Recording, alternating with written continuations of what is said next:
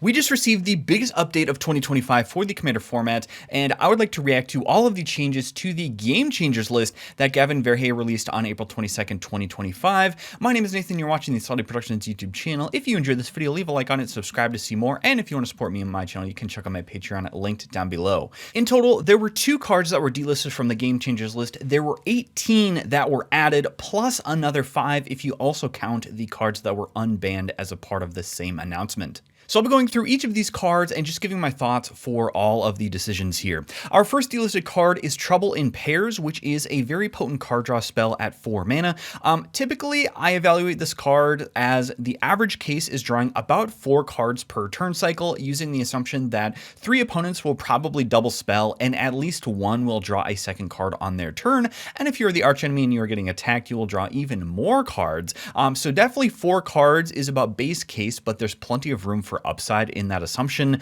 So the question is, if an opponent plays around this and treats it almost like a stacks piece, is that powerful enough to make it as a game changer? And my evaluation criteria for game changer is really whether it is too strong to show up at a precon or slightly above power level, given that bracket 2 has 0 game changers as the requirement to play in it. And so this is simply, again, the best white card draw spell in Commander because typically folks don't play around it. Now, if you evaluate it instead as a stacks piece and say, okay, well, if it instead reads as your opponents can't attack you with more than 2 creatures, can't draw more than 1 card, and can't cast more than 1 spell each turn, then I think that would be a pretty heavy stacks piece and be considered very powerful and definitely too powerful for bracket 2. Additionally, there's no scaling with this card in terms of, it being better at a bracket 4 power level versus bracket 2. The power level is generally the same because battlecruiser decks want to be double spelling, they want to be drawing cards, and they want to be swinging out with creatures. So if you took an example like Mystic Remora, which is much more powerful at bracket 4 because opponents are casting a lot more non-creature spells earlier in the game, then Mystic Remora is much more powerful than battlecruiser type of decks at bracket 2, where you're going to be playing a lot more creatures and things like that. Trouble in Pairs I think is really good in both scenarios, and again, it is an enchantment and it also incidentally hates on extra turn spells. So being an enchantment just makes it basically untargetable for generally red and black, which have a very little enchantment removal in their colors. So overall, I think that I disagree with this delisting because I think it is just such a potent card draw engine that it really deserves to be more in the bracket 3 where you're doing more powerful things. If you were to play this in a pod of precons, you are immediately taking over the game based on the amount of card advantage that you are accruing for yourself. So therefore, I do disagree with this delisting, and I do think it should be reinstated back on the Game Changers list. Our second card here is Trinisphere, and I actually agree with Gavin's rationale for this delisting so much that I'm going to read his rationale here word for word. So, I quote, "This card is not the most fun to play against, no denying that. However, it tends to be the strongest at the highest power levels like bracket 4 and CEDH. There are many cards on the level of unfun stacks pieces like Sphere of Resistance, Rule of Law, and Nether Void that aren't on the Game Changers list, and generally if your deck is trying to lock other players out in a stack C type of style, that's a play pattern that doesn't match the intent of bracket 2, and you should bracket up. If you want to play a single fair Trinisphere, it may be a little frustrating, but ultimately reasonable." And I agree with this, again, word for word, because generally battlecruiser decks are going to be trying to drop haymakers. They're generally going to be trying to ramp into just their big bombs, and Trinisphere is going to mostly stop those bracket 4/CEDH, really low-costed tutors, very low-costed stacks pieces and things like that, and generally just trying to pop off immediately and possibly win with free spells. So Trinisphere is totally fine at bracket 2 in my personal opinion, and plus I just don't really think that people are going to play this card. I don't really see stacks pieces like Rule of Law being played in bracket 2, at least in my personal experience, and I personally think that Rule of Law is much more oppressive than Trinisphere, and so I agree with this delisting. That's my comments for Trinisphere. And now we move on to the fun part, the additions to the Game Changers list. Overall, there were 18 adds here, and I do like the fact that we're adding more cards to the Game Changers list because it actually makes Bracket 2 more of a focused, lower power bracket system, and moves all of the powerful type of things into that Bracket 3 category, which I do like to see, and I really think that this will sort of delineate the brackets a little bit more, which I do like. So our first card here is Teferi's Protection, which I also argued in my initial reaction video to the bracket system that this should be on the list. I absolutely agree with the decision here. This is the most powerful spell in Casual Commander in the white color, and because it is literally game warping. You are essentially untouchable if you cast this, and I look at it as a 3-mana extra turn spell that just doesn't monopolize the chess clock because you're not actually taking your extra turn, but it does guarantee that you survive to have another turn. And generally in the late game in Commander, you are looking for any out that will allow you to get to your next turn in order to produce more mana, cast more spells, draw more cards, etc. So I think that this is awesome to no longer be in bracket 2, make it much more fair for everybody to actually attack each other. And I think this will actually open up more deck building options where you could run maybe like Flare of Fortitude in its place, maybe the Riot Control spell, which I have argued is a very underrated card. But I totally agree with getting Teferi's Protection out of bracket 2. The next card is Humility, making it onto the Game Changers list. Not much to say here. I argued for this to be on the Game Changers list as well. It's just a game warping stacks piece. Not much more to be said here. These next cards are grouped together, and it would seem that the same rationale applies to all of them. Narset, Potter of Veils, Orcish Bowmasters, and Notion Thief have all been added to the Game Changers list. And it's interesting, when we read Gavin's article here, it says, while punishing additional card draw is a reasonable thing to have in a game of Commander, these are particularly aggravating to encounter. At best, these are frustrating to play against. At worst, they combo with wheels to do some nefarious things. And that is all that is in the article. So I have a hypothesis that Gavin might, in fact, disagree with these additions to the Game Changers list based on that limited wording, but that's just my own little guessing game there. I think these are more signpost Game Changers adds to keep bracket 2 more casual. It does raise the question of, is punishing extra card draw powerful and assault-inducing enough to remove from bracket 2? And ultimately, I think yes, for Notion Thief and Orcish Bowmasters, but no for Narset. And the difference is casting Bowmasters and Notion Thief at flash speed to quote-unquote get the one opponent who stumbles into them, which you could almost think of as almost like a counter spell.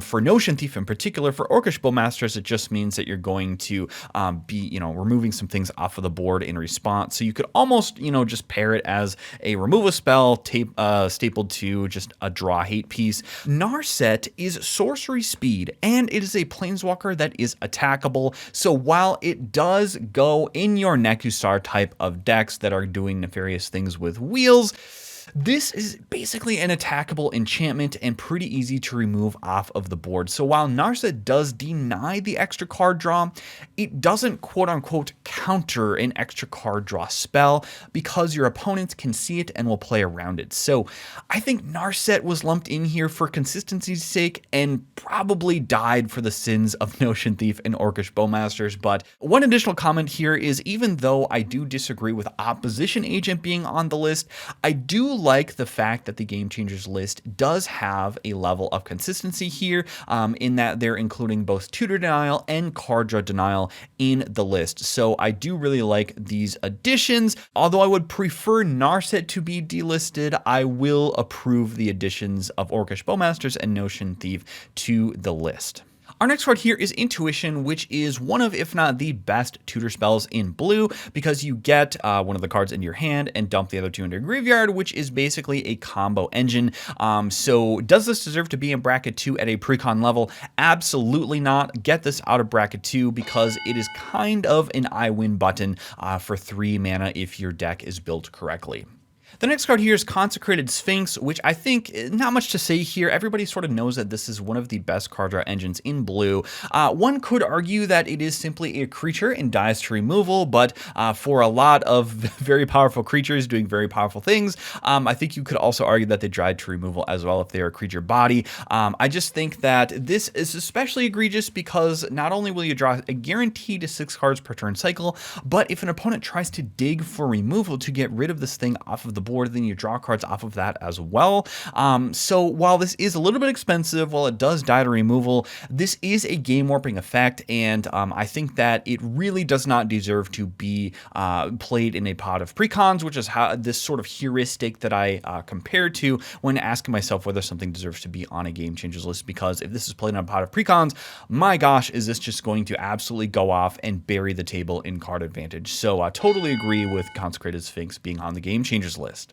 Our next card is Necropotence, which is a very powerful card draw engine in a black, and personally I think this is powerful enough to be banned out of the format entirely, let alone be on the Game Changers list, so absolutely agree with this being on the Game Changers list. If we are already banning cards like Gristlebrand and the other 6-mana black enchantment that is escaping me at the moment, then this is definitely powerful enough in my personal opinion to be on the ban list, so totally agree with this being as a game changer, and it would be absolutely laughable if you were to drop this in a pod of precons. It would just be like, bro, what are you doing? Like, this is bracket 2, man. What are you doing here? So absolutely agree with this being in at least bracket 3.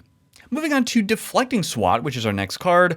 I am a little bit indifferent towards Deflecting Swat being on the Game Changers list because while I don't run redirect spells myself, I can understand how folks get salty that this could be a 0-mana counterspell, given that you can cast this targeting counterspell to change its target and therefore fizzle the counterspell.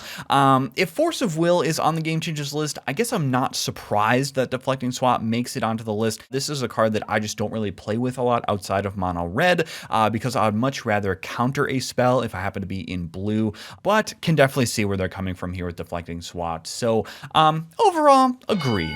Our next set of 1-mana tutors is grouped together. We have Gamble, Crop Rotation, and Worldly Tutor.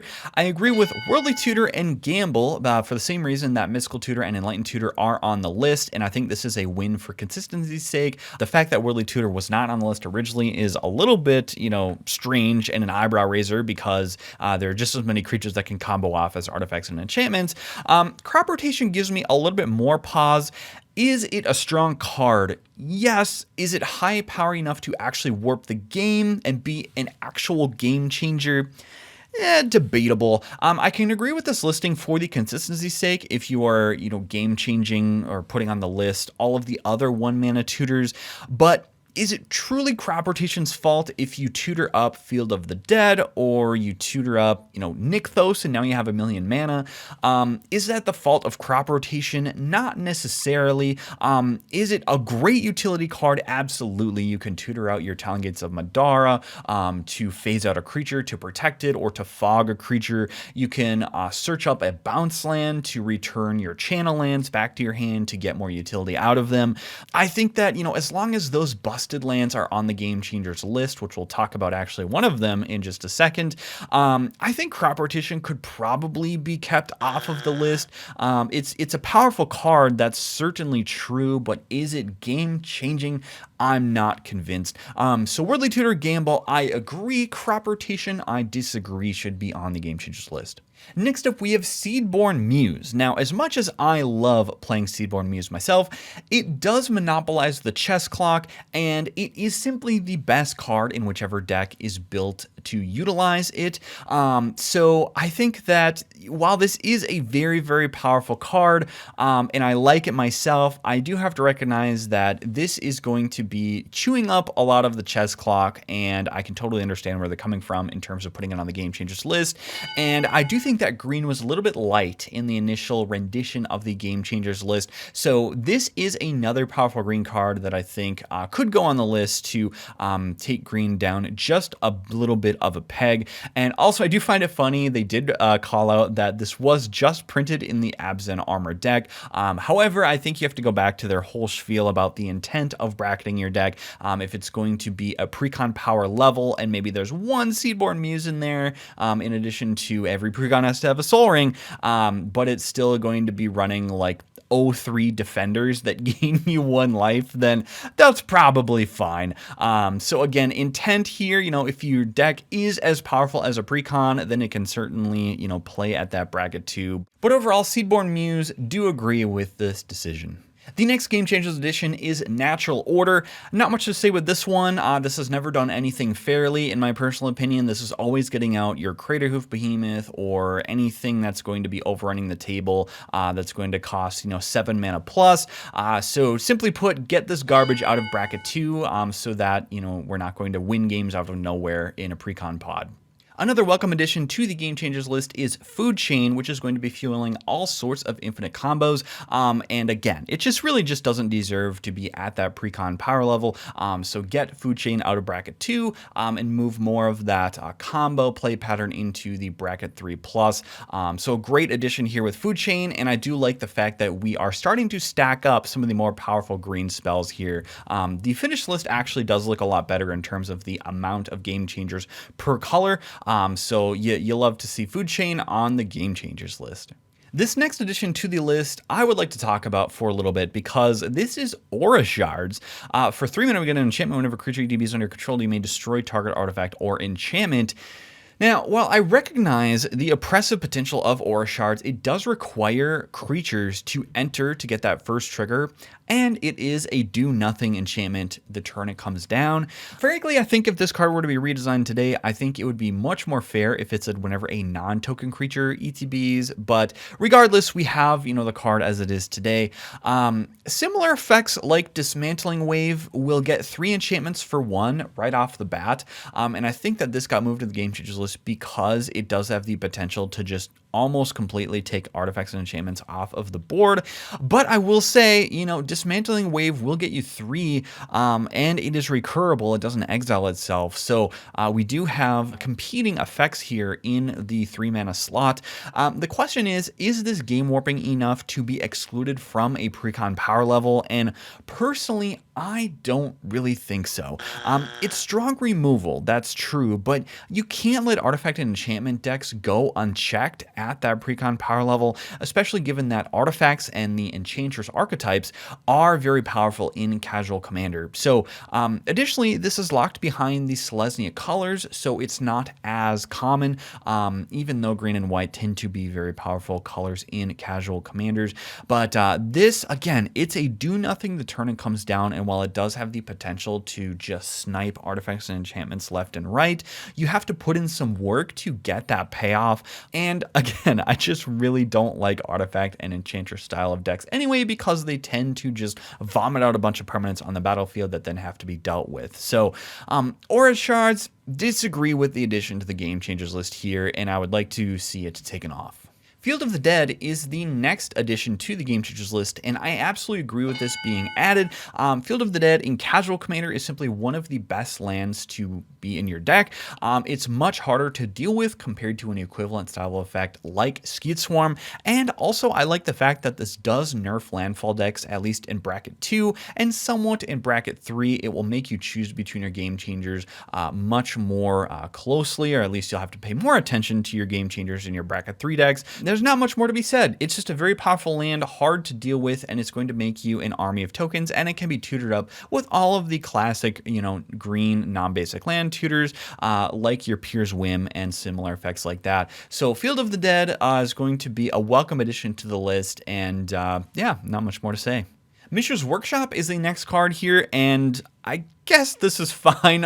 It is fast mana, and I do like adding this to the list for the sake of consistency, but simply nobody plays this because it is like $5,000 or something insane. And so I think that, sure, put it on the Game Changers list, we'll never see it.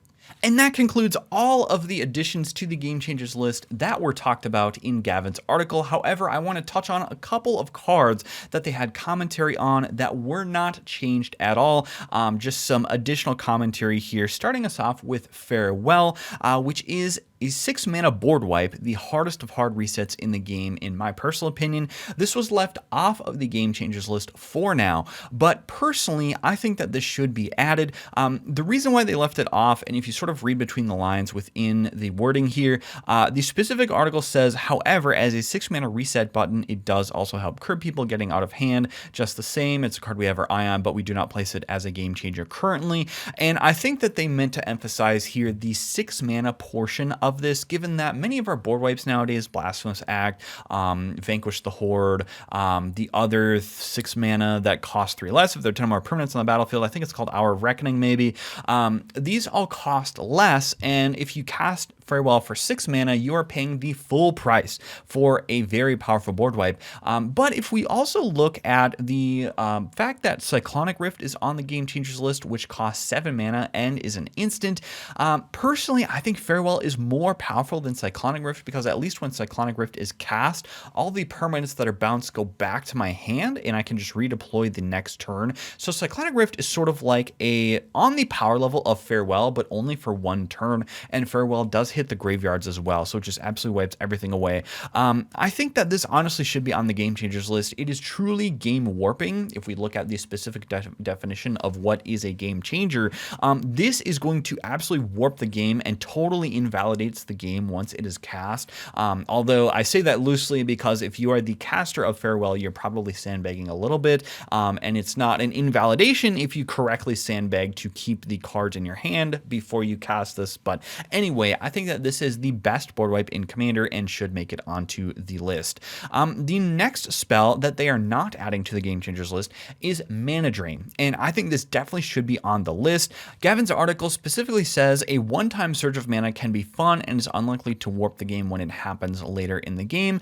However, I very much disagree with this. You can win games off of the mana cast from Mana Drain. I mean, if people are paying for Mana Geyser, which is going to give you, 10 mana, they would certainly counter something to give you 6 for only 2 mana. I mean, that's absolutely insane.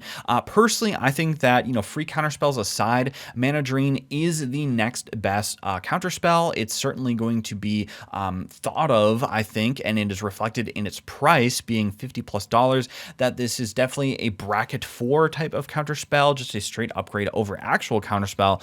So absolutely, I think this should be on the list, and definitely should not deserve to be in a precon power level pod. I mean, could you imagine mana draining somebody's like 5-mana commander in a precon pod and then adding 5 mana the next turn for yourself to use? If somebody did that in a bracket 2, I'd be like, bro, like, what are you doing? Like, casting a $50 counter spell at bracket 2? Come on. This definitely needs to be on the list. And then finally, our last card we want to talk about today that was not added to the Game Changers list is Sol Ring. And simply, I mean, this is the poster boy of Commander, ladies and gentlemen. But my personal opinion when it comes to that argument is that there's no such thing as a poster boy for Commander. I do not put a lot of weight into traditions just as a person. Like, not outside of Magic, I just don't really care about like historical traditions, things that have always been done just because it's the way that they've always been done. So to make the argument that Sol Ring is the poster boy for Commander is totally invalid for me. I definitely think this should be a game changer. It is fast mana just like everything else, and I do continue to think that this is financially motivated by Wizards of the Coast because they have Sol Ring in simply every precon that's coming out in the next couple of years. So if they want the bracket system to jive with their upcoming precons, then it's not going to work. So Sol Ring, you simply need to list it on Wizards of the Coast. If you are listening, there's no poster boy for Commander. This is a fallacy, and I think that this should be added to the Game Changers list. List it. So overall, I will say I am really happy with all of the changes that we've discussed today. There's a couple I disagree with. with. But overall, really happy with this announcement and just the level of transparency that Gavin and Wizards of the Coast have provided with these changes. And I'm also happy that they're bringing back the quarterly check-ins just to give us, the community, an update on their current leanings and philosophy. So even if you disagree with some of the decisions here, you have to respect the public transparency and willingness to engage with the community that Gavin has shown. So Gavin, if you're listening or watching, thank you very much for all of the work that you have done managing the Commander format, and we appreciate you very much. And if you appreciated this video, you can go ahead and leave a like on it. I would appreciate it very much. Subscribe if you want to see more videos like this, and if you want to support me and my channel, as always, check out my Patreon link down below. And if you want to see any more of my other bracket discussion videos or any other Commander philosophy videos, those will be on screen now.